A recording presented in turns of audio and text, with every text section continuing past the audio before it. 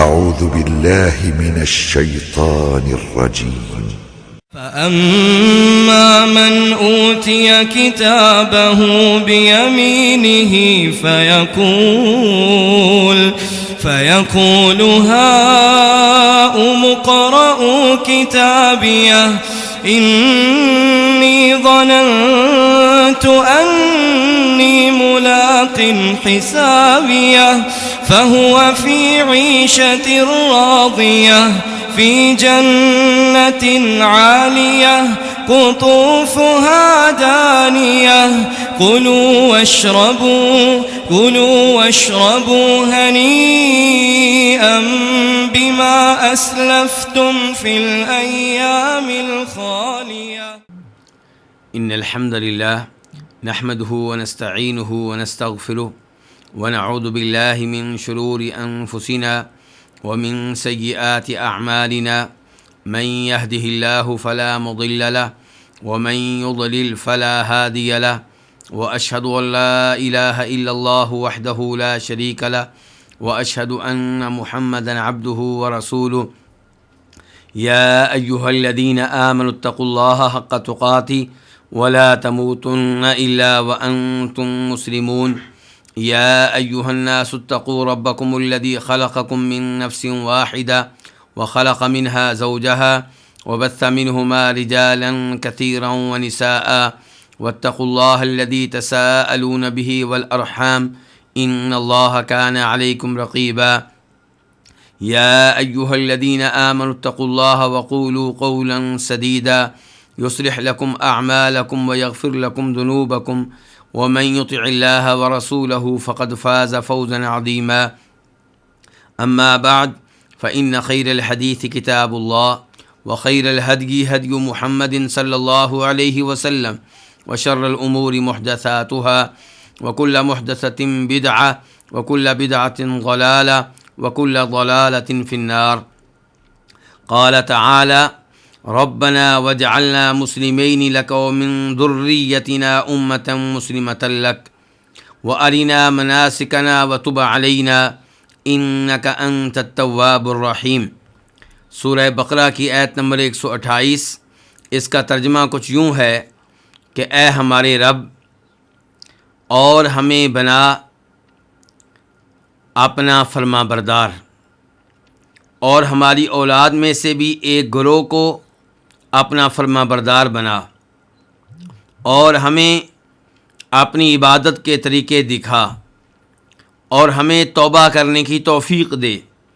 بے شک تو ہی بہت توبہ قبول کرنے والا نہایت رحم کرنے والا ہے. یہ دعا کون کر رہے ہیں؟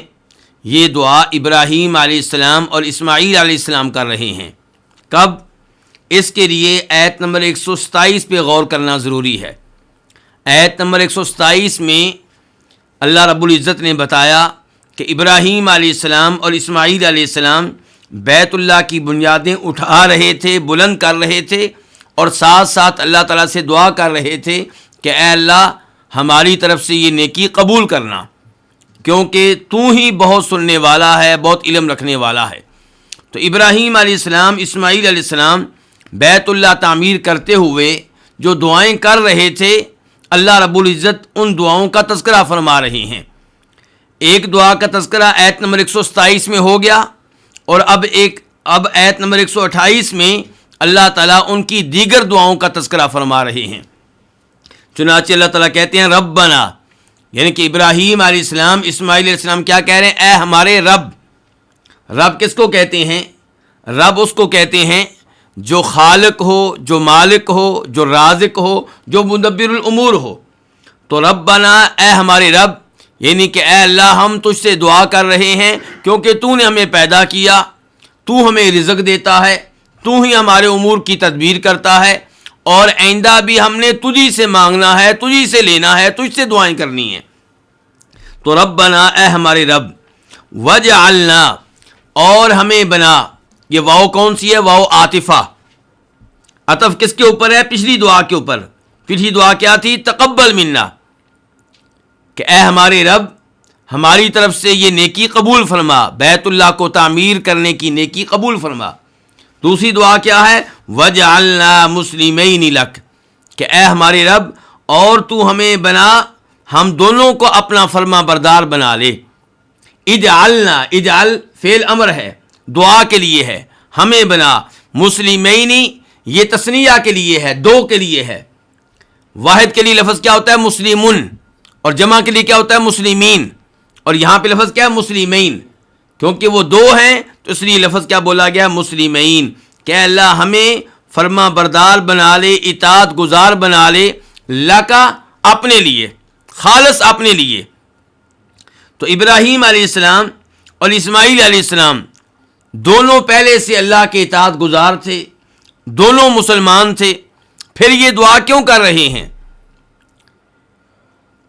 ایک تو اس لیے کہ اللہ تعالیٰ سے اطاعت میں اضافہ چاہتے ہیں، وہ کہنا چاہتے ہیں کہ یا اللہ ہمیں مزید توفیق دے کہ ہم مزید تیری اطاعت کریں، مزید تیری فرما برداری کریں۔ اور دوسرا اس میں مقصود یہ ہے کہ ہم اس پہ قائم و دائم رہیں، استمرار رہے، دوام رہے، ایسا نہ ہو کہ ہم اس راستے کو ترک کر دیں۔ اللہ رب العزت نے ہمیں یہ دعا سکھائی ہے، ربنا لا تزغ قلوبنا بعد اذ ہدیتنا وہب لنا من لدنک رحمہ، کہ اللہ کے نیک بندے کیا دعا کرتے ہیں کہ اے اللہ تو نے ہمیں ہدایت دے دی، ہدایت دینے کے بعد ہمارے دلوں کو ٹیڑھا نہ کرنا۔ تو اس دعا کی بہت زیادہ اہمیت ہے کہ آپ ہمیشہ ہدایت پہ رہیں، آپ ہمیشہ اسلام پہ رہیں، آپ ہمیشہ ایمان پہ رہیں، اور اللہ تعالیٰ اسلام میں اضافہ فرمائے اور ایمان میں اضافہ فرمائے، دونوں چیزوں کی اہمیت ہے۔ اس لیے ابراہیم علیہ السلام اور اسماعیل علیہ السلام کیا کہہ رہے ہیں؟ اے ہمارے رب اور ہمیں بنا اپنا فرما بردار، وَمِن ذُرِّيَّتِنَا أُمَّةً مُسْلِمَةً لَكَ، اور ہماری اولاد میں سے بھی ایک گروہ کو اپنا فرما بردار بنا۔ من ذریتنا، من تبعیدیہ ہے، ذریہ اولاد کو کہتے ہیں، ہماری اولاد میں سے امتن ایک امت کو، ایک گروہ کو کیا بناؤ نے؟ مسلمتن فرما بردار، لکا اپنے لیے، اطاعت گزار اپنے لیے۔ ان الفاظ سے پتہ چلا کہ اولاد کے لیے بھی دعا کرنی چاہیے۔ جب انسان اپنے لیے خیر کی دعا کرے تو اپنی اولاد کے لیے بھی اسی خیر کی دعا کرے، اپنی اولاد کو اپنی دعاؤں میں بھولنا نہیں چاہیے۔ اور یہ ہم نے ابراہیم علیہ السلام سے بار بار سیکھا ہے۔ اللہ رب العزت ان کی دعائیں قرآن حکیم میں نقل فرماتے ہیں، کبھی وہ کہہ رہے ہیں وَجْنُبْنِي وَبَنِيَّ أَن نَعْبُدَ الْأَصْنَامَ، کہ اللہ مجھے بھی اور میرے بیٹوں کو بھی بت پرستی سے محفوظ رکھنا۔ کبھی کہہ رہے ہیں رب اجعلنی مقیم الصلاۃ ومن ذریتی، اے اللہ، اے میرے رب مجھے بھی نماز قائم کرنے والا بنا دے اور میری اولاد کو بھی نماز قائم کرنے والا بنا دے۔ اور کبھی ابراہیم علیہ السلام کو بشارت ملتی ہے کہ ہم نے آپ کو تمام لوگوں کے لیے پیشوا بنا دیا ہے، تو وہ کیا کہتے ہیں؟ یا اللہ میری اولاد کو بھی۔ وَأَرِنَا مَنَاسِكَنَا، آری یہ فعل امر ہے، آری تو دکھا۔ ابراہیم علیہ السلام، اسماعیل علیہ السلام اللہ تعالیٰ سے دعا کر رہے ہیں، اللہ تعالیٰ کو مخاطب کر رہے ہیں، تو یہ فعل امر ہے، دعا کے لیے آیا ہے۔ نہ ہمیں، کہ اے اللہ ہمیں دکھا، مناسکنا کیا دکھا؟ مناسک، منسک کی جمع ہے۔ منسک کس کو کہتے ہیں؟ عبادت کو، عبادت کے طریقے کو، عبادت کی جگہ کو، عبادت کے مقام کو۔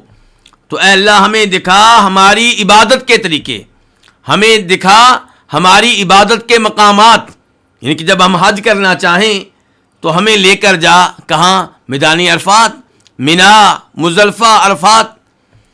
تو ایک تو اس سے مراد ہو سکتا ہے مناسک، عبادت کے مقامات، اور دوسرا عبادت کے طریقے۔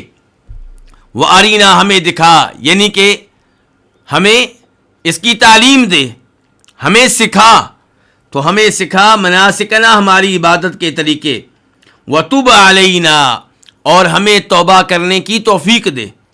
توبہ کی توفیق دینے والا بھی اللہ اور توبہ قبول کرنے والا بھی اللہ۔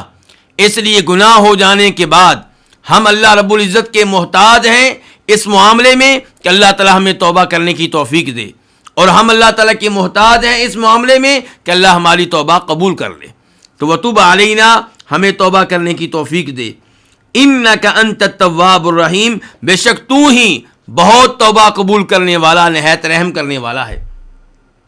آپ آیت نمبر 127 اور اب یہ آیت نمبر 128 ان دونوں کے اختتام پہ غور کریں تو آپ محسوس کریں گے کہ ابراہیم علیہ السلام، اسماعیل علیہ السلام جیسی دعا کرتے ہیں اس دعا کے مطابق اللہ کے نام لے کر آتے ہیں۔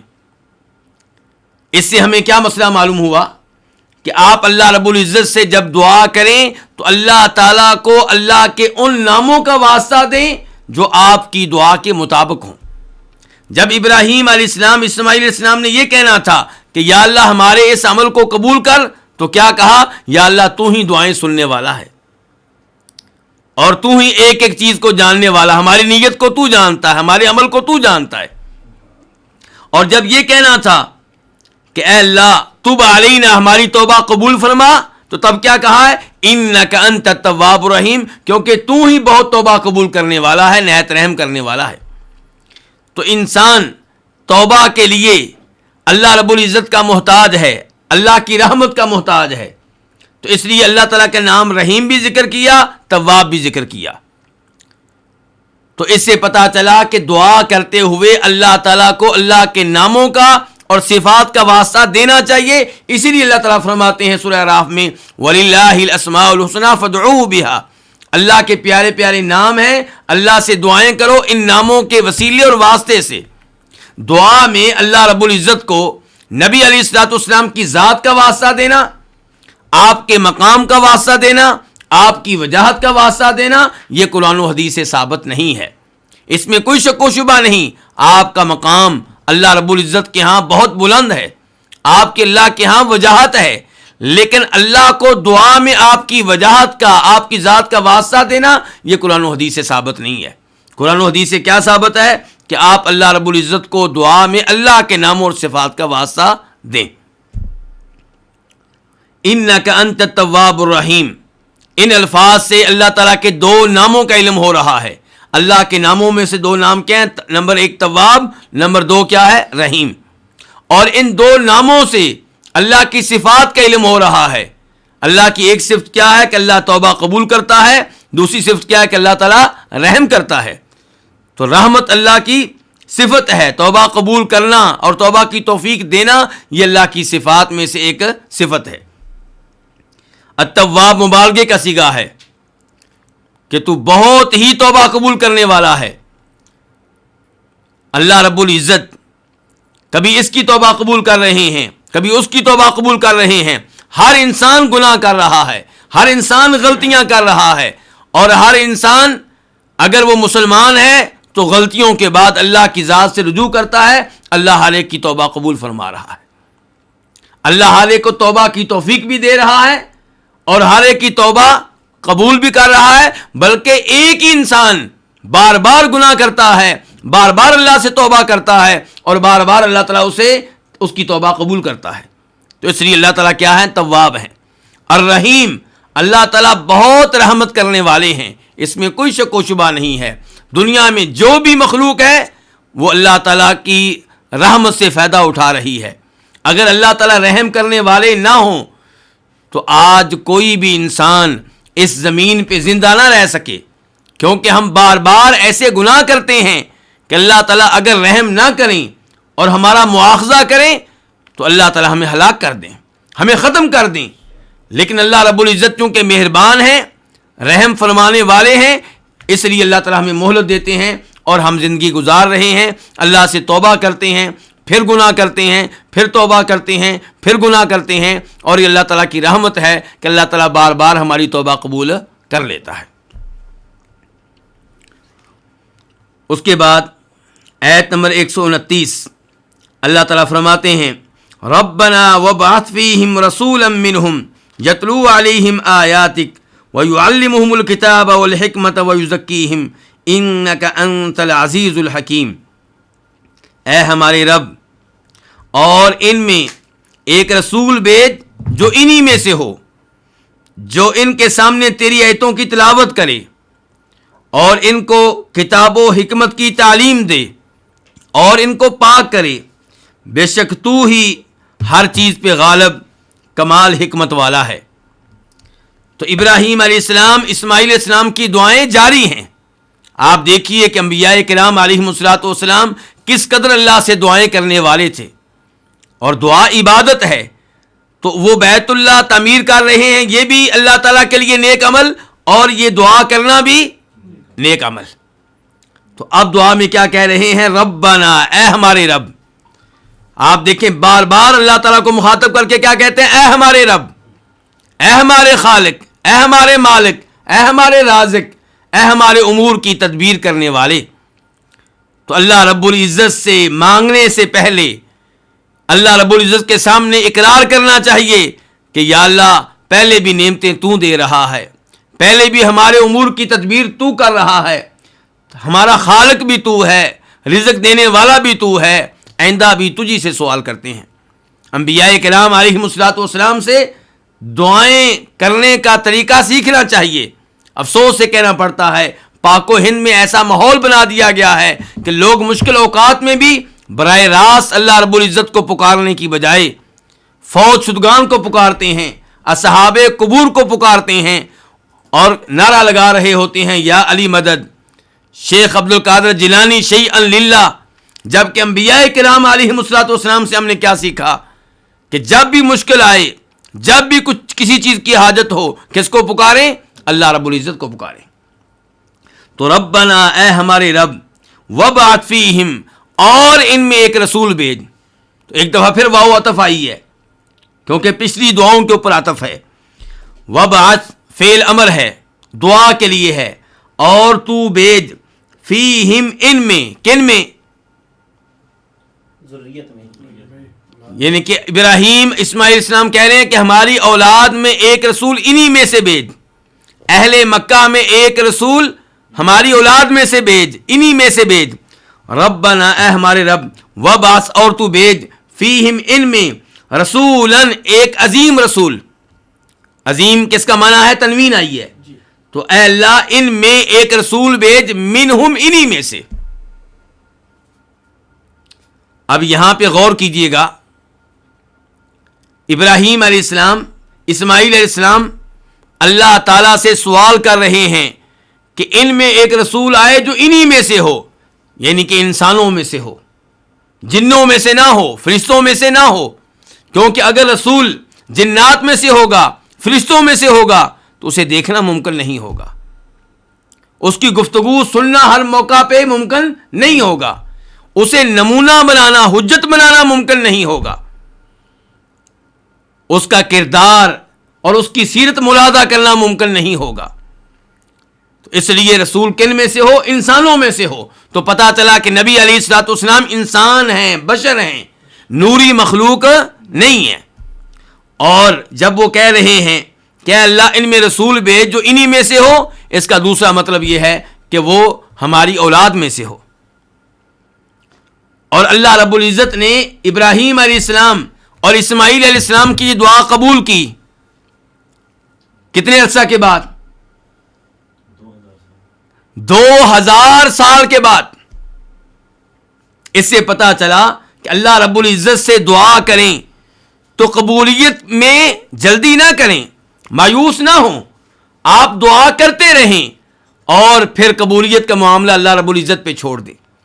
دعا عبادت ہے، آپ بار بار مانگیں، بار بار سوال کریں، آپ کے نامہ اعمال میں یہ نیکی لکھی جا رہی ہے، یہ عبادت لکھی جا رہی ہے، اور اللہ کی رحمت سے مایوس بھی نہ ہوں، امید رکھیں کہ اللہ تعالیٰ کسی دن آپ کی دعا سنے گا اور اسے قبول کرے گا۔ تو ابراہیم علیہ السلام، اسماعیل علیہ السلام کی یہ دعا بہت عرصے کے بعد قبول ہوئی ہے، اور قبول کس نبی کی شکل میں ہوئی ہے؟ جناب محمد صلی اللہ علیہ وسلم کی صورت میں۔ تو یہاں پہ اس رسول سے مراد جس کا سوال ابراہیم علیہ السلام اور اسماعیل علیہ السلام کر رہے ہیں کون ہے؟ جناب محمد صلی اللہ علیہ وسلم۔ اور اس بات پہ امت کا اتفاق ہے، اجماع ہے، اور نبی علیہ الصلوۃ والسلام کی احادیث سے بھی ہمیں اس بات کا علم ہوتا ہے۔ امام احمد اپنی مسند میں اور امام حاکم اپنی المستدرک میں روایت کرتے ہیں کہ نبی علیہ الصلوۃ والسلام ارشاد فرماتے ہیں کہ میں اپنے باپ ابراہیم کی دعا ہوں، میں عیسیٰ علیہ السلام کی بشارت ہوں، میں اپنی ماں کا خواب ہوں. تو یہ آپ کی حدیث اس آیت کی تفسیر کر رہی ہے کہ آپ کہتے ہیں میں اپنے باپ ابراہیم کی دعا ہوں، تو اس دعا سے مراد پھر کون ہے؟ ہمارے نبی جناب محمد صلی اللہ علیہ وسلم.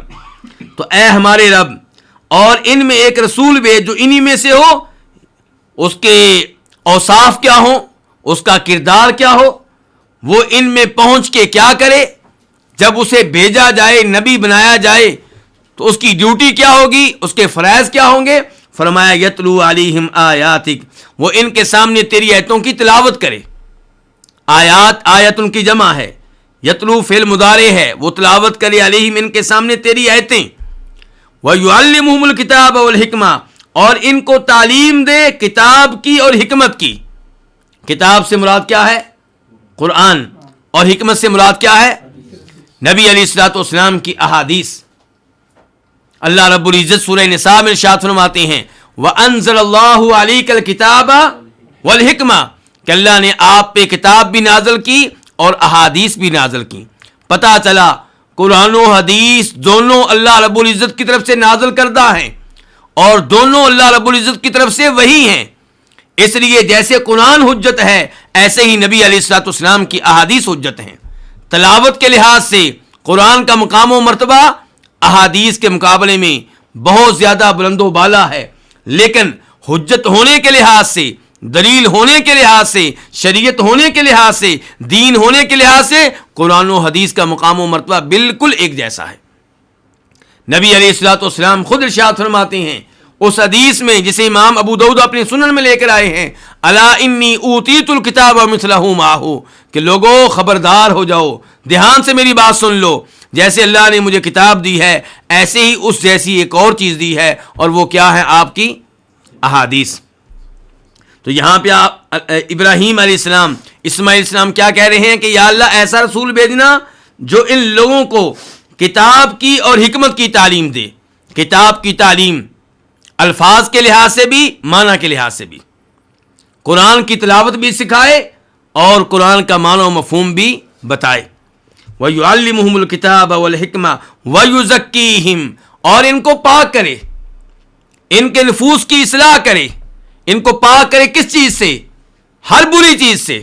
ان کو پاک کرے شرک کے مرض سے، ان کو پاک کرے والدین کی نافرمانی کے مرض سے، ان کو پاک کرے رشتہ داروں سے تعلقات توڑنے کے مرض سے. جتنی بھی بری چیزیں ہیں ان سے ان کو پاک کرے، ان کا تزکیہ کرے، ان کی اصلاح کرے. انک انت العزیز الحکیم، بے شک تو ہی ہر چیز پہ غالب، کمال حکمت والا ہے.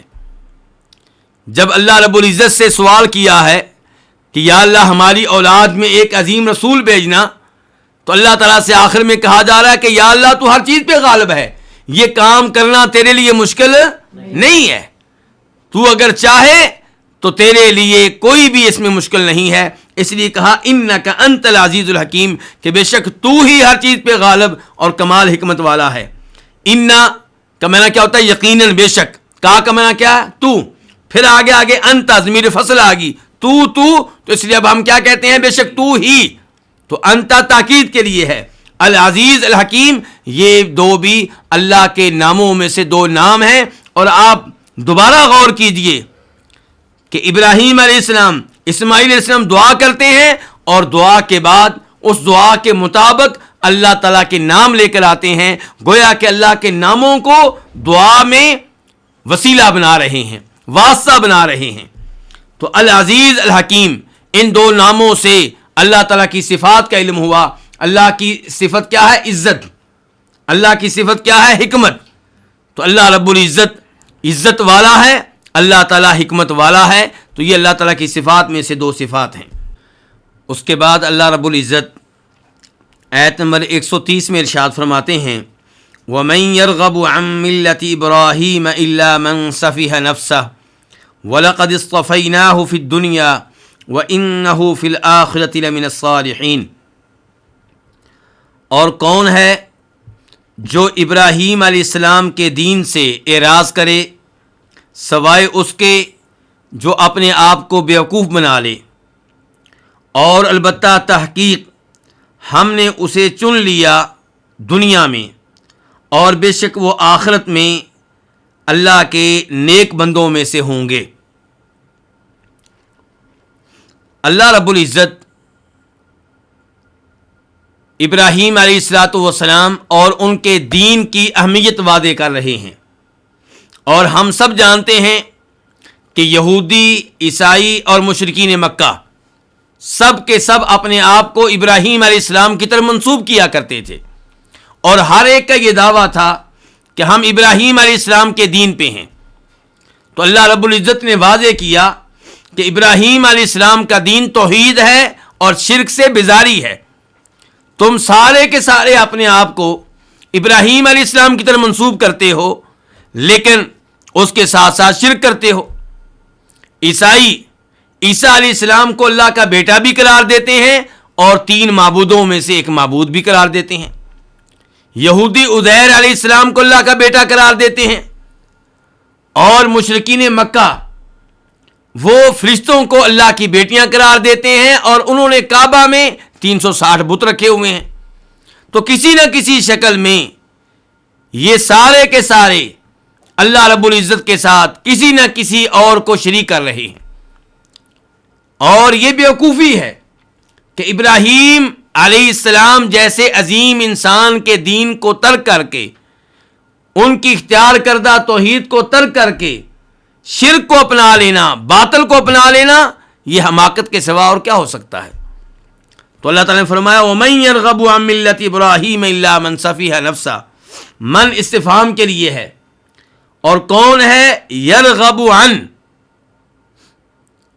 راغب یرغب، اگر اس کے بعد فی آئے تو معنی کیا ہوتا ہے؟ رغبت کرنے کا، شوق رکھنے کا، دلچسپی لینے کا، اور جب راغب یرغب کے بعد عن آئے تو پھر معنی ہوتا ہے بے رغبتی کرنے کا، اعراض کرنے کا، اجتناب کرنے کا، گریز کرنے کا۔ تو من یرغب عن ملت ابراہیم، ملہ کا معنی کیا ہے؟ دین، اور کون ہے جو ابراہیم کے دین سے اعراض کرے سوائے اس کے جس نے اپنے آپ کو بیوقوف بنا لیا، سفیہ بیوقوف بنا لیا نفسہ، اپنے آپ کو۔ یہاں سے پتہ چلا کہ بیوقوف کون ہوتا ہے؟ بیوقوف وہ ہوتا ہے جو دین کے لحاظ سے نقصان میں ہو، جو توحید کی بجائے شرک کے اوپر ہو، یہ بیوقوف ہے، کیونکہ اپنے آپ کو اپنا نقصان کر رہا ہے، دنیا کے لحاظ سے بھی، آخرت کے لحاظ سے بھی۔ آج کل لوگ اس کو سمجھدار اور عقل مند مانتے ہیں جو کاروبار کے لحاظ سے، دنیاوی امور کے لحاظ سے آگے جا رہا ہو، چاہے دوسری جانب وہ شرک کرتا ہو، جبکہ شرک کرنے والا اور دین توحید کو ترک کرنے والا یہ سب سے بڑا بیوقوف ہے، کیونکہ یہ اپنے آپ کو ہمیشہ ہمیشہ کے لیے جہنم کی آگ کا ایندھن بنا رہا ہے۔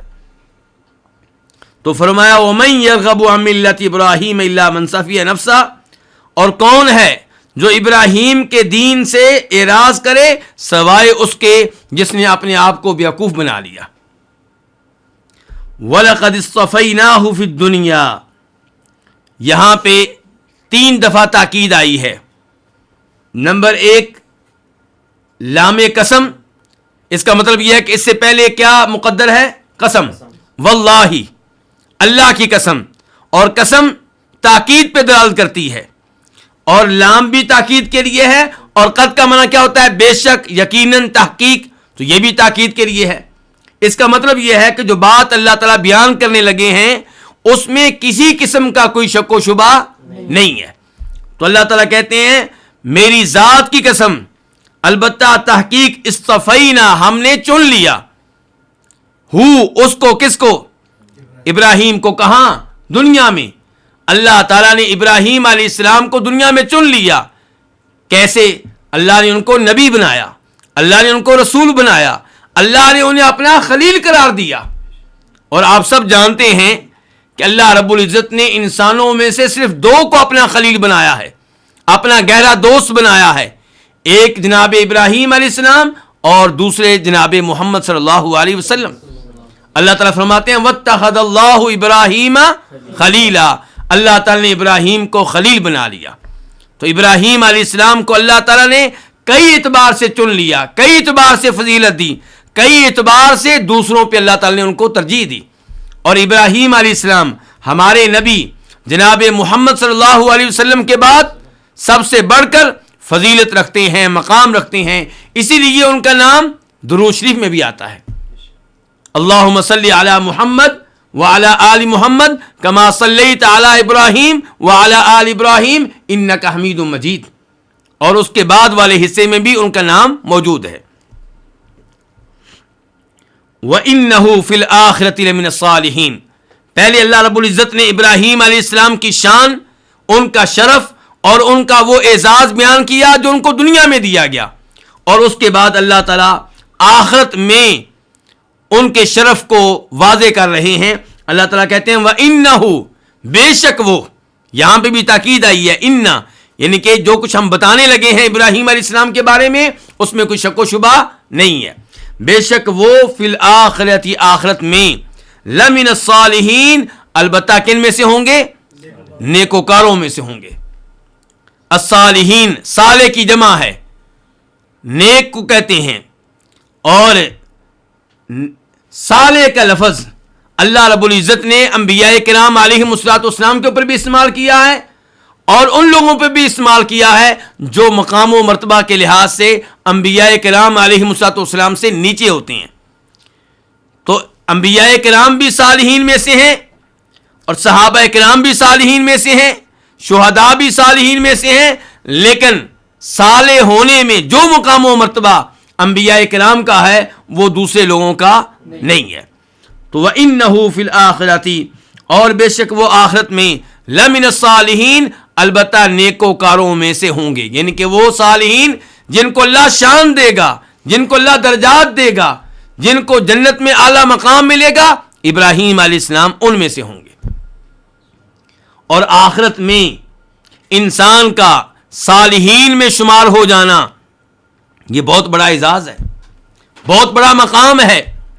جناب سلیمان علیہ السلام کو دیکھیے کیا کہہ رہے ہیں، وَأَدْخِلْنِي بِرَحْمَتِكَ فِي عِبَادِكَ الصَّالِحِينَ، کہ اے اللہ مجھے اپنی رحمت کے ذریعے اپنے نیک بندوں میں شامل کر لے. اور یوسف علیہ السلام کیا کہہ رہے ہیں، توفنی مسلمہ والحقنی بالصالحین، یا اللہ مجھے موت آئے تو اسلام کی حالت میں آئے اور مجھے نیک لوگوں میں شامل کر دینا. تو ہمیں بھی اللہ رب العزت سے دعا کرنی چاہیے کہ اللہ تعالی ہمیں بھی روز آخرت ان میں شامل فرمائے جو اللہ کے صالحین بندے ہیں.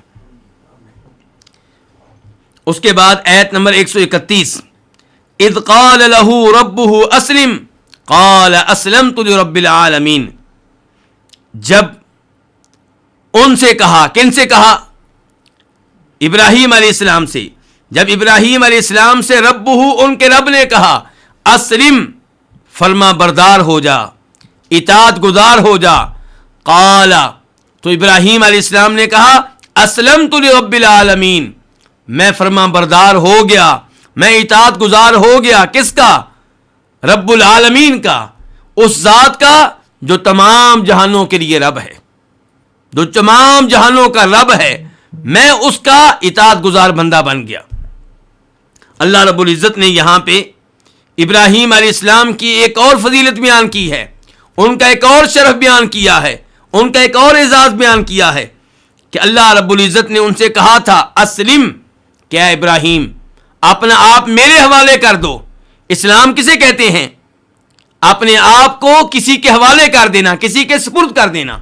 تو اللہ تعالیٰ ابراہیم علیہ السلام سے کہہ رہے ہیں ابراہیم اپنا آپ میرے حوالے کر دو، میرے سپرد کر دو، اپنے جسم پہ میرا حکم چلاؤ، تمہارے جسم پہ چلے تو میرا حکم چلے. تو ابراہیم علیہ السلام نے کہا اے اللہ میں تیرا فرما بردار بن گیا، تیرا اطاعت گزار بن گیا، میں نے اپنا آپ تیرے حوالے کر دیا، تیرے سپرد کر دیا. ابراہیم علیہ السلام کیا پہلے مسلمان نہیں تھے؟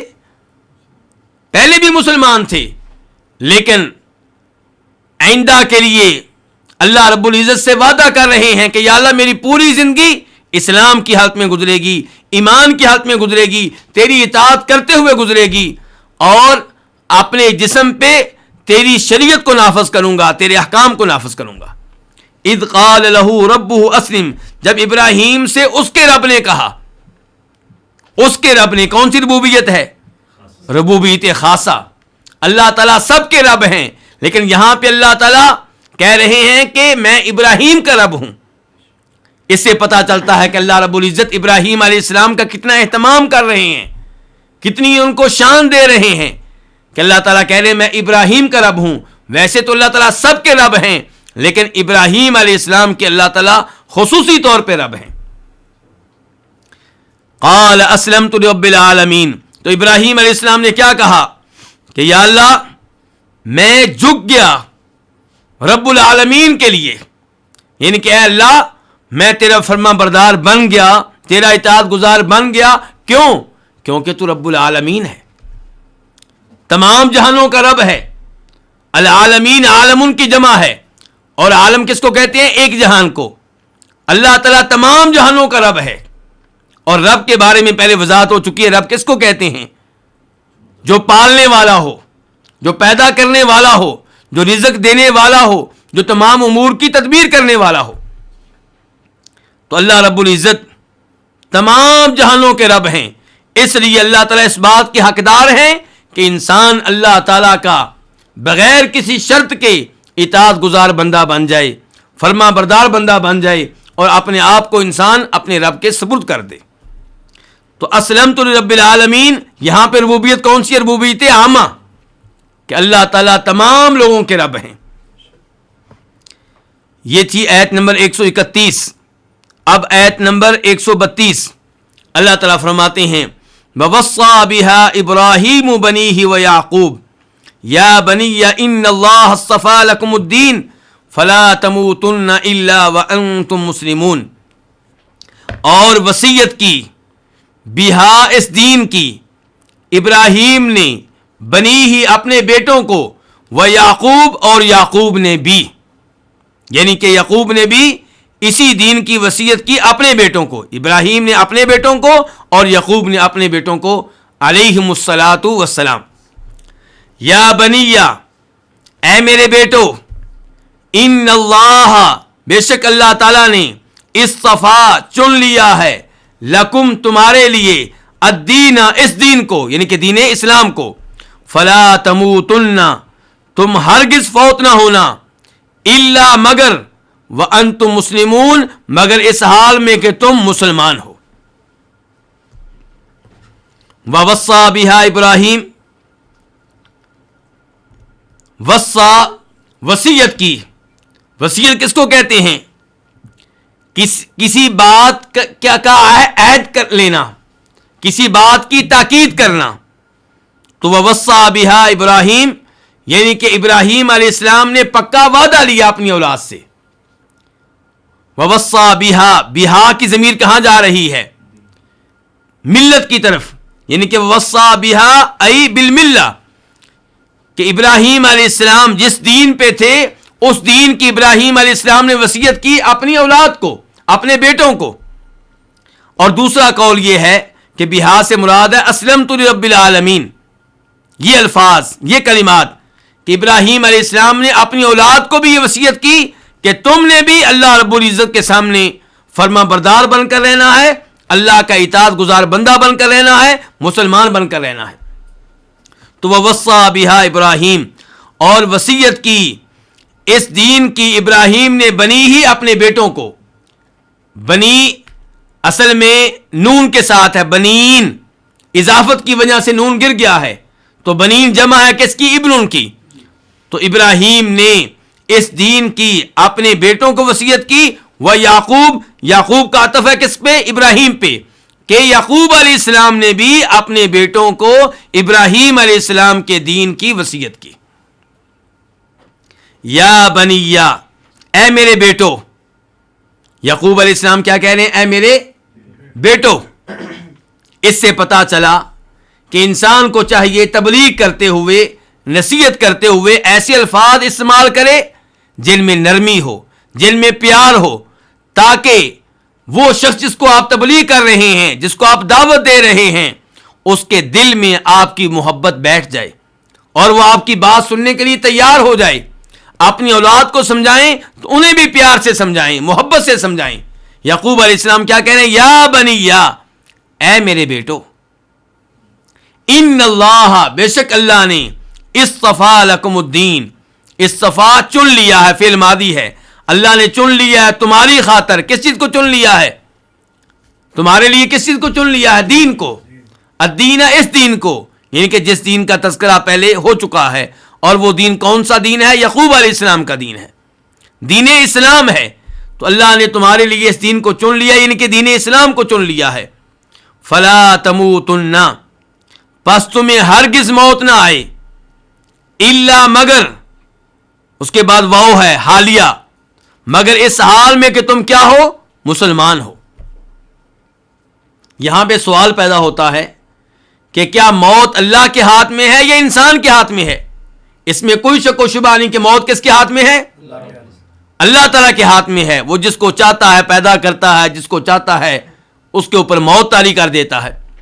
تو پھر یعقوب علیہ السلام اپنے بیٹوں سے کیسے کہہ رہے ہیں کہ تمہیں جب بھی موت آئے اسلام کی حالت میں آئے؟ ان الفاظ کا معنی مفہوم یہ ہے کہ تمہاری پوری زندگی اسلام کی حالت میں گزرے, اللہ کی اطاعت کرتے ہوئے گزرے, اللہ کی فرمانبرداری کرتے ہوئے گزرے, توحید کے اوپر گزرے. اور اللہ تعالیٰ کی یہ سنت ہے, اللہ تعالیٰ کا یہ نظام ہے, اللہ تعالیٰ کا یہ طریقہ ہے کہ جو اپنی جوانی کو, اپنی پوری زندگی کو اللہ کی اطاعت میں گزارتا ہے, اللہ کی عبادت میں گزارتا ہے, اللہ کی توحید میں گزارتا ہے, اللہ تعالیٰ فوت ہوتے وقت بھی اسے توحید پہ موت دیتا ہے, اپنی عبادت پہ موت دیتا ہے, اپنی اطاعت پہ موت دیتا ہے. تو پوری زندگی جیسے آپ گزاریں گے اللہ تعالیٰ عام طور پہ آپ کو ویسے ہی موت دے گا.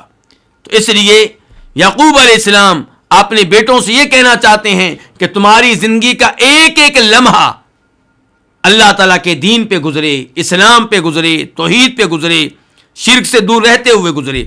فلا تموتن, بس تم ہرگز فوت نہ ہونا مگر اس حال میں کہ تم مسلمان ہو. اس کے بعد اللہ رب العزت آیت نمبر 133 میں فرماتے ہیں, ام کنتم شہداء اذ حضر یعقوب الموت اذ قال لبنیہ ما تعبدون من بعدی, کیا تم موجود تھے, کیا تم حاضر تھے جب یعقوب علیہ السلام پہ موت آئی, جب وہ اپنے بیٹوں سے کہہ رہے تھے تم میرے بعد کس کی عبادت کرو گے؟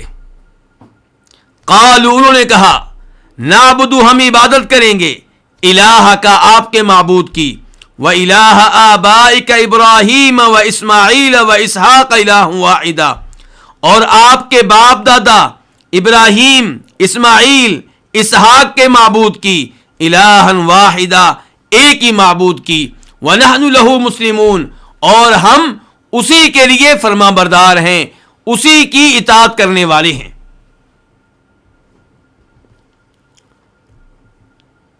ام کنتم شہداء, کیا تم موجود تھے, شہداء کس کی جمع ہے؟ شہید کی جمع ہے, شاہد کی جمع ہے, کہ کیا تم موجود تھے کب؟ جب یعقوب علیہ السلام پہ موت طاری ہوئی. حاضرہ, حاضر ہوئی, کیا حاضر ہوئی؟ الموت, موت, کس پہ؟ یعقوب علیہ السلام پہ. تو الموت فاعل ہے, یعقوب کیا ہے؟ مفعول بہ.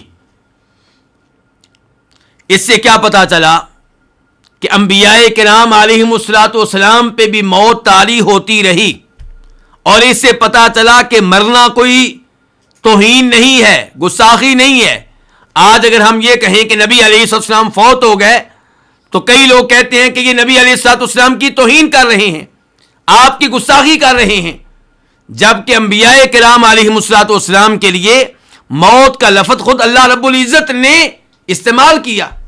یہاں پہ دیکھ لیجیے, اذ حضر یعقوب الموت, اللہ تعالی نے یہ نہیں کہا کہ کیا تم اس وقت موجود تھے جب یعقوب علیہ السلام پردہ فرما رہے تھے, جب یعقوب علیہ السلام وصال فرما رہے تھے, جب یعقوب علیہ السلام انتقال فرما رہے تھے, بلکہ اللہ تعالی نے کہا اذ حضر یعقوب الموت.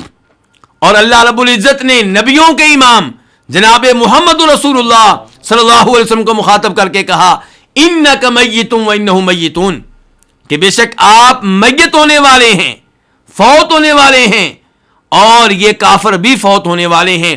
اللہ نے میت کا جو لفظ کفار کے لیے استعمال کیا وہی لفظ اللہ رب العزت نے آخری نبی کے لیے استعمال کیا صلی اللہ علیہ وسلم۔ کہنا یہ چاہتا ہوں کہ مر جانا، فوت ہو جانا کوئی توہین نہیں ہے، کوئی گستاخی نہیں ہے، یہ ایک حقیقت ہے۔ کل نفس ذائقۃ الموت، ہر نفس نے موت کا ذائقہ چکھنا ہے۔ انبیاء کرام علیہ السلام پہ جب موت آری ہوتی ہے وہ اللہ کے قریب ہوتے ہیں، ان کو اللہ تعالیٰ کی طرف سے نعمتیں ملتی ہیں، تو اس لیے فوت ہو جانا کوئی توہین اور گستاخی نہیں ہے۔ اللہ تعالیٰ کہتے ہیں کیا تم موجود تھے جب یعقوب علیہ السلام پہ موت طاری ہوئی؟ مطلب کیا ہے اس کا کہ تم اس موقع پہ موجود نہیں تھے۔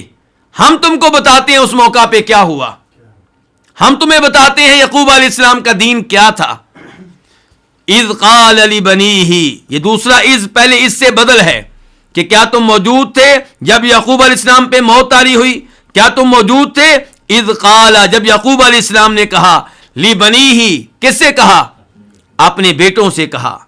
بنیہ اصل میں کیا تھا؟ بنین، ابن ان کی جمع ہے۔ جب یعقوب علیہ السلام نے اپنے بیٹوں سے کہا، کیا کہا؟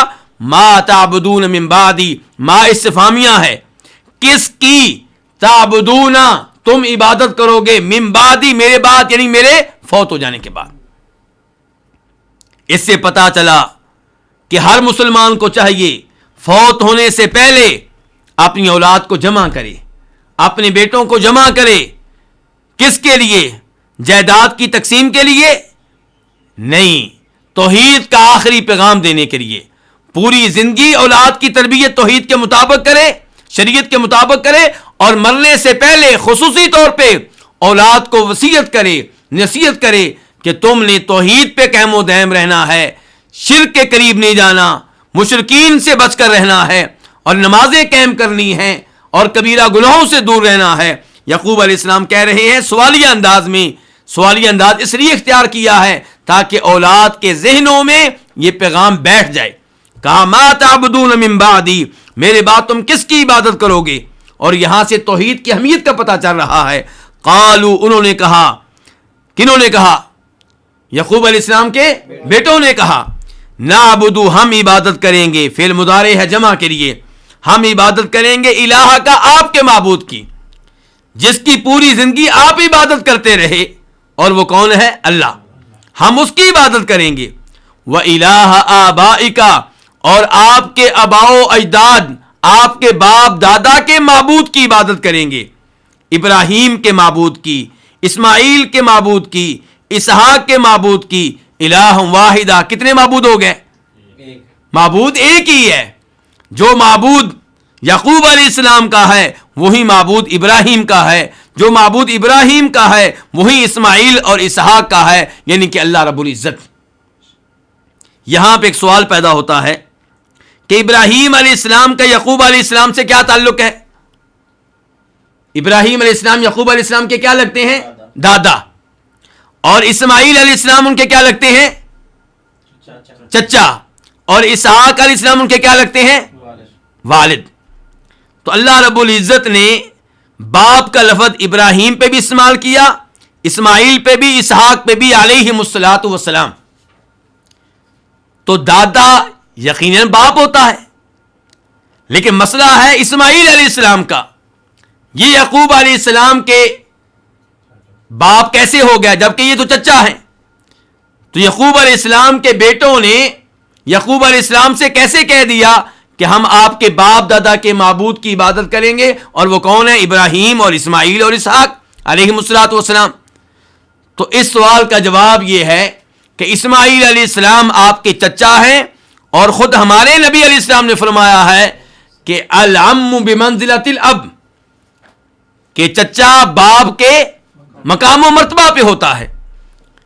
تو اس لیے اسماعیل علیہ السلام باپ کا مقام و مرتبہ رکھتے ہیں، تو وہ بھی آباء و اجداد میں شامل ہوئے۔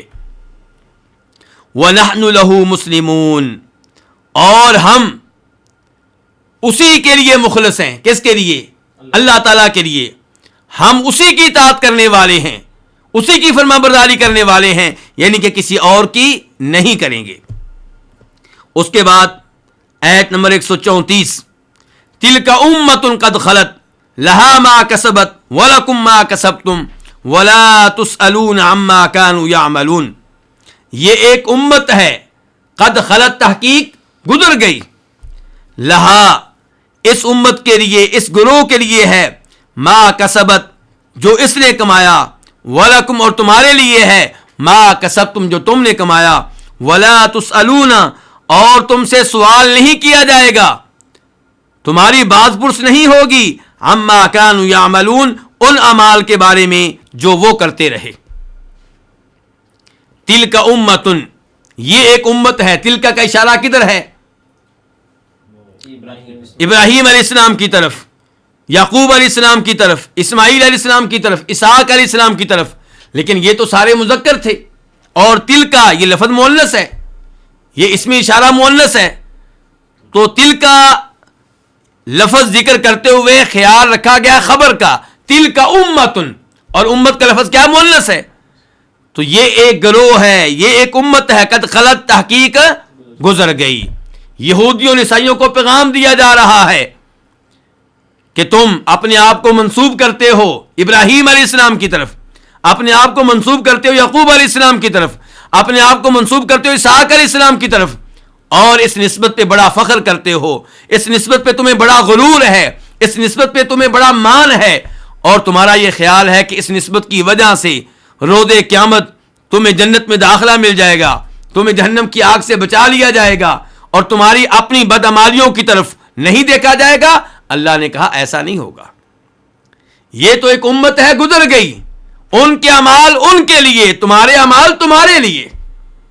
تلک امۃ قد خلت، قد تحقیق خلت گزر گئی، فعل ماضی ہے مؤنث کے لیے، لہا اس کے لیے، کس کے لیے؟ اس امت کے لیے، یعنی کہ ابراہیم کے لیے اور اسحاق کے لیے، اسماعیل کے لیے علیہم الصلوۃ والسلام، ان عظیم انبیاء کرام کے لیے ہے ما کسبت جو انہوں نے کمایا. اس امت کے لیے ہے جو اس نے کمایا، ان کے جو اعمال انہوں نے کیے وہ ان کے لیے ہیں، ان کو فائدہ دیں گے، تمہیں فائدہ نہیں دیں گے. وَلَكُمْ مَا كَسَبْتُمْ اور تمہارے لیے ہوگا جو تم نے کمایا، تمہارے لیے وہ اعمال جو تم نے کیے، تمہیں ان اعمال کا فائدہ ہوگا، ان نیکیوں کا فائدہ ہوگا جو نیکیاں تم نے کی. تو اگر تم ایمان لے کر آؤ گے آخری نبی پہ تمہیں فائدہ ہوگا، ایمان لے کر نہیں آؤ گے تمہیں فائدہ نہیں ہوگا. یہاں پہ آپ کی توجہ چاہتا ہوں، اللہ تعالی نے کہا ہے کہ اس امت کے لیے وہ اعمال جو انہوں نے کیے اور تمہارے لیے وہ اعمال جو تم نے کیے. اللہ رب العزت عمل کی، فعل کی نسبت کس کی طرف کر رہے ہیں؟ انسان کی طرف. اور اس ایت میں رد ہے کن کے اوپر؟ جبریہ کے اوپر. جبریہ وہ گمراہ فرقہ ہے جن کا یہ کہنا ہے کہ انسان مجبور محض ہے، نیک اعمال بجا لانا یا گناہ کرنا انسان کے اختیار میں نہیں ہے، انسان کی قدرت میں نہیں ہے. نیکی کرنے والا انسان نہیں ہے، گناہ کرنے والا انسان نہیں ہے. اور ان کا یہ عقیدہ اللہ رب العزت کے اوپر بہت بڑا الزام ہے کہ اللہ رب العزت نے انسان کو اختیار نہیں دیا، انسان کو ارادہ نہیں دیا، انسان کو عمل کرنے کی قدرت نہیں دی، پھر بھی اسے روز قیامت گناہ کرنے پہ سزا دیں گے، جہنم کی آگ میں پھینکیں گے. بلکہ اس پہ تو یہ بھی سوال اٹھتا ہے کہ اگر انسان کا عمل کرنے میں کوئی ارادہ نہیں ہے، اختیار نہیں ہے، اسے قدرت نہیں ہے، تو پھر انبیاء کرام علیہم الصلوۃ والسلام کیوں بھیجے گئے؟ آسمانی کتابیں کیوں نازل کی گئیں؟ تو پتہ چلا جبریہ کا عقیدہ بالکل غلط ہے. صحیح بات یہ ہے کہ انسان اسے اختیار ہے نیک عمل کرنے میں، گناہ کرنے میں، اللہ نے اسے قدرت دی ہے، اللہ نے اسے ارادہ دیا ہے. ہاں انسان کے کئی اعمال ایسے ہیں جو انسان کے اختیار میں نہیں ہیں، انسان کی کئی ایسی چیزیں ہیں جو انسان کے اختیار میں نہیں ہیں، ان پہ حساب کتاب بھی نہیں ہوگا. انسان بیمار ہو جاتا ہے، اس سے سوال نہیں ہوگا تو بیمار کیوں ہوا، کیونکہ بیمار ہونا اس کے اختیار میں نہیں ہے. انسان سے یہ نہیں پوچھا جائے گا کہ تمہارا قد چھوٹا کیوں تھا، یہ چیزیں انسان کے اختیار میں نہیں ہیں. لیکن نیکی کرنا، برائی کرنا، یہ وہ چیزیں ہیں جن پہ انسان کو اختیار دیا گیا ہے، انسان کو قدرت دی گئی ہے، اس لیے یہاں پہ انسان سے باز پرس ہوگی، اس سے سوال ہوگا۔ البتہ انسان اپنے اعمال کا خالق نہیں ہے۔ ایک طرف گمراہ لوگ جبریہ ہیں، دوسری طرف گمراہ لوگ کون ہیں؟ قدریہ، معتزلہ اور قدریہ، تقدیر کے منکر۔ ان کا عقیدہ کیا ہے کہ انسان اپنے اعمال کا خود خالق ہے، اور ان کا عقیدہ اللہ تعالیٰ کے اس فرمان کے خلاف ہے کہ واللہ خلقکم وما تعملون، کہ اللہ تعالیٰ انسانوں کا بھی خالق اور انسانوں کے اعمال کا بھی خالق ہے۔ تو انسان جو بھی عمل کرتا ہے اس عمل کا خالق اللہ ہے، لیکن وہ عمل کرنے والا انسان ہے، اس میں ارادہ انسان کا ہے، اس میں انسان کو اختیار دیا گیا ہے، انسان کو قدرت دی گئی ہے، اور اس کے لیے بہت لمبا چوڑا سوچنے کی ضرورت نہیں ہے۔ آپ اپنا جائزہ لے لیں کہ جب آپ نماز کے لیے اٹھنا چاہیں، کیا کبھی کسی نے آپ کو روکا؟ جب اذان ہوتی ہے تو آپ کے اختیار میں ہوتا ہے کہ آپ نماز کے لیے جائیں یا نہ جائیں۔ کوئی گناہ کرتا ہے تو اس کے اختیار میں ہوتا ہے کہ گناہ کرے یا نہ کرے۔ تو اسی چیز کے اوپر حساب کتاب ہے، اور اسی لیے اللہ تعالیٰ یہاں پہ کہہ رہے ہیں لہا ما کسبت، اس امت کے لیے وہ اعمال ہیں جو انہوں نے کمائے۔ اس کا مطلب ہے وہ اعمال کنہوں نے کیے؟ انسانوں نے کیے۔ وَلَكُمْ مَا كَسَبْتُمْ، اور تمہارے لیے وہ اعمال ہیں جو تم نے کیے۔ یہودیوں سے کہا جا رہا ہے، عیسائیوں سے کہا جا رہا ہے وَلَا تُسْأَلُونَ عَمَّا كَانُوا يَعْمَلُونَ، اور تم سے سوال نہیں ہوگا ان اعمال کے بارے میں جو وہ کرتے رہے۔ یہ جملہ اللہ تعالیٰ کے عدل و انصاف پہ دلالت کرتا ہے کہ اگر آباؤ و اجداد نے کوئی گناہ کیا تھا تو بیٹوں سے سوال نہیں ہوگا کہ تمہارے آباؤ و اجداد نے یہ گناہ کیوں کیا تھا، لیکن اگر بیٹے آباؤ و اجداد کے گناہ پہ راضی ہیں پھر جرم میں وہ بھی شریک ہوں گے، تو پھر ان سے سوال ہوگا، کیونکہ انہوں نے آباؤ و اجداد کے گناہ کو غلط جاننے کی بجائے اچھا جانا، اس بنیاد پہ سوال ہوگا۔ ورنہ آباؤ و اجداد نے کیا کیا، کون سی غلطیاں کی، کون سے جرائم کیے، اس کے بارے میں بیٹوں سے سوال نہیں ہوگا۔ وَلَا تُسْأَلُونَ عَمَّا كَانُوا يَعْمَلُونَ، البتہ بیٹوں سے یہ سوال ہو سکتا ہے کہ تم نے اپنے باپ کو زندہ پایا، اس کی اصلاح کیوں نہ کی، اسے کیوں نہیں سمجھایا، اسے توحید کی دعوت کیوں نہ دی، اسے شرک سے کیوں نہ روکا، اسے نماز پڑھنے کی تلقین کیوں نہ کی۔ اور یہاں پہ سوال اس لیے ہوگا کہ یہ بیٹے زندہ تھے، باپ کو گناہ کرتا ہوا دیکھ رہے تھے، ان کا فرض تھا باپ کو نیکی کا حکم دینا، برائی سے روکنا، تو یہ سوال اس بنیاد پہ ہوگا۔ ورنہ وَلَا تُسْأَلُونَ عَمَّا كَانُوا يَعْمَلُونَ، تم سے سوال نہیں ہوگا ان اعمال کے بارے میں جو وہ کرتے رہے۔ وَقَالُوا كُونُوا هُودًا أَوْ نَصَارَىٰ تَهْتَدُوا قُلْ بَلْ مِلَّةَ إِبْرَاهِيمَ حَنِيفًا وَمَا كَانَ مِنَ الْمُشْرِكِينَ، یہ آیت نمبر 135 ہے۔ اس میں اللہ تعالیٰ فرما رہے ہیں وَقَالُوا، اور انہوں نے کہا، کنہوں نے؟ یعنی کہ یہودیوں نے اور عیسائیوں نے، انہوں نے کہا کونو، تم ہو جاؤ، ہودن یہودی، او نصارا یا عیسائی، تہتدو، تم ہدایت پا جاؤ گے۔ قل، آپ کہہ دیں، بل ملت ابراہیم حنیفہ، بلکہ ہم پیروی کریں گے ابراہیم کے دین کی، حنیفہ، جو حنیف تھے۔ حنیف کا مطلب کیا ہے وہ آگے چل کے وعدے کریں گے۔ وما کان من المشرکین، اور وہ مشرکین میں سے نہیں تھے۔ تو یہودی اور عیسائی کبھی کہا کرتے تھے کہ جنت میں وہ جائے گا جو یہودی ہوگا، اور عیسائی کہتے تھے جنت میں وہ جائے گا جو عیسائی ہوگا، اور کبھی یہاں پہ کہہ رہے ہیں یہودی کہ یہودی بن جاؤ گے تب ہدایت پاؤ گے، اور عیسائی کہہ رہے ہیں عیسائی بن جاؤ گے تب ہدایت پاؤ گے۔ وقالوا، اور انہوں نے کہا، یعنی کہ یہودیوں اور عیسائیوں نے کہا، کونو، تم ہو جاؤ، فعل امر ہے، جمع کے لیے ہے، کیا ہو جاؤ؟ ہودن، یہودی، حائد کی جمع ہے، او نصارا، یا عیسائی ہو جاؤ، تہتدو، تم ہدایت پا جاؤ گے۔ اس کا مطلب یہ ہے کہ اہل باطل لوگوں کو دعوت دیتے ہیں اپنے باطل کی طرف، جہنم کی آگ کی طرف بلاتے ہیں، تو مسلمانوں کو چاہیے کہ وہ لوگوں کو دعوت دیں توحید کی طرف، جنت کی طرف۔ قل، اللہ تعالیٰ نے کہا کہ آپ کہہ دیں، ان سے کہہ دیں جو یہودیت کی دعوت دے رہے ہیں، جو عیسائیت کی دعوت دے رہے ہیں آپ ان سے کہہ دیں بلکہ ملتا کا لفظ منصوب ہے کیونکہ اس سے پہلے ایک فعل ہے جو مقدر ہے، مثال کے طور پہ نتبعو، بلکہ ہم تو پیروی کریں گے ابراہیم کے دین کی، ابراہیم کا دین جو توحید والا دین ہے، جو شرک سے بیزاری والا دین ہے، ابراہیم کے دین کی پیروی کریں گے حنیفہ، یہ حال ہے ابراہیم سے، اس حال میں کہ وہ کیا تھے، وہ حنیف تھے۔ حنیف کسے کہتے ہیں؟ حنیف اسے کہتے ہیں جو باطل راہوں سے بچ کر اپنے آپ کو راہ حق پہ رکھے۔ تو ابراہیم علیہ السلام شرک کی راہوں سے بچ کر توحید کی راہ پہ قائم و دائم تھے، وہ شرک سے بیزار تھے، توحید کے اوپر قائم دائم تھے، تو اس لیے ان کو کیا کہا گیا؟ حنیف کہا گیا۔ تو ہم پیروی کریں گے ابراہیم کے دین کی جو کہ حنیف تھے، یعنی کہ توحید کے اوپر تھے۔ مزید فرمایا وما کان من المشرکین، اور وہ مشرکین میں سے نہیں تھے۔ تم لوگ کہتے ہو کہ ابراہیم یہودی تھے، عیسائی کہتے ہیں ابراہیم عیسائی تھے، مشرکین مکہ کہتے ہیں ہمارے دین کے اوپر تھے۔ اللہ نے کہا تم تینوں کفر و شرک کی راہ پہ چل رہے ہو۔ ابراہیم علیہ السلام توحید کی راہ پہ تھے، شرک پہ نہیں تھے۔ اللہ رب العزت سے دعا ہے کہ اللہ تعالی ہمیں بھی توحید پہ قائم و دائم رکھے، اللہ تعالی ہمیں شرک سے محفوظ رکھے، اور اللہ تعالی ہمیں اپنا کلام سے ایمانوں میں سمنے کی توفیق عنایت فرمائے۔ وآخر دعوانا ان الحمد للہ رب العالمین۔